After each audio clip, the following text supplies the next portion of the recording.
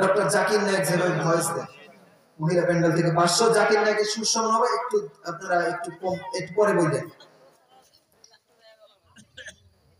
আপনারা যারা এতক্ষণ ধরে করোনার মাহফিলে ছিলেন, আমি নিজেকে ধন্য মনে করছি এবং আপনাদের সবার জন্য দোয়া করছি। হে আমার প্রতিপালক, হে আমার প্রতিপালক আল্লাহ, তুমি আমাদের সবাইকে জান্নাতুল ফেরদাউসের বাসিন্দা বানায় দাও। সবাই করছে আমিন। ভাই কোরআনের মাহফিলে এসে কোরআনের জন্য দান করবেন, কোরআনের পক্ষে থাকবেন, কোরআনের মাদ্রাসার পক্ষে থাকবেন। আপনি যদি কোরআনের পক্ষে থাকেন, দেখেন বাংলাদেশের দিকে তাকায়া বাংলাদেশের প্রত্যেকটা আলেম যেভাবে ইসলামের কাজগুলো একত্রে করছে, আপনারা যদি তাদেরকে সাহায্য করেন, সহযোগিতা করেন, আমি হাসান বিন আব্দুল মাজিদ মনে করি বাংলাদেশের জমিনে কোরআনে কায়েম, কোরআনের রাজ, বাংলাদেশের পার্লামেন্টে একদিন ইসলামের পতাকা উড়বে উড়বে, এটা আমার বিশ্বাস। আপনি যদি বুঝে থাকেন তাহলে বলেন তো আল্লাহু আকবার। আর একটু জোরে বলবেন আল্লাহু আকবার।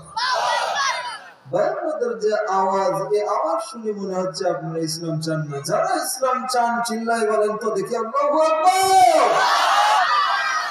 এইবার মনে হইতেছে আমার ভাইরা, চরমনার পিসা হুজুরের ওয়াজ শুনছেন আপনারা? চরমনার পিসা হুজুর চরমনে গেছেন আপনারা? গেছেন না? আল্লাহু আকবার। তুমি যখন আলোচনা করে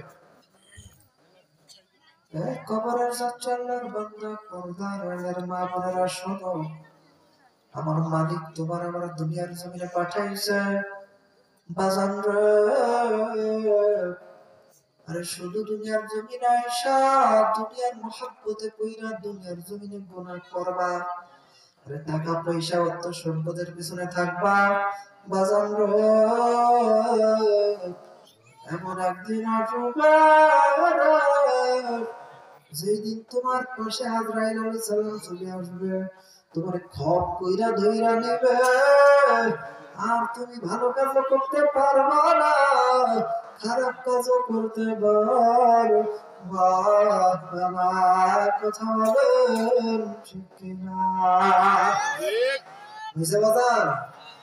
জি জি আমার প্রিয় ভাইরা, তাহলে কালেকশন তো পুরা ক্লিয়ার। কি ক্লিয়ার হয়েছে না? বাকি আছে? আমরা আমাদের নবীর শানে ছোট্ট একটা গজল গাইবো। আপনারা যারা শুনছেন অবশ্যই বলবেন আমার নবীর প্রতি আপনাদের মহব্বত আছে না নাই?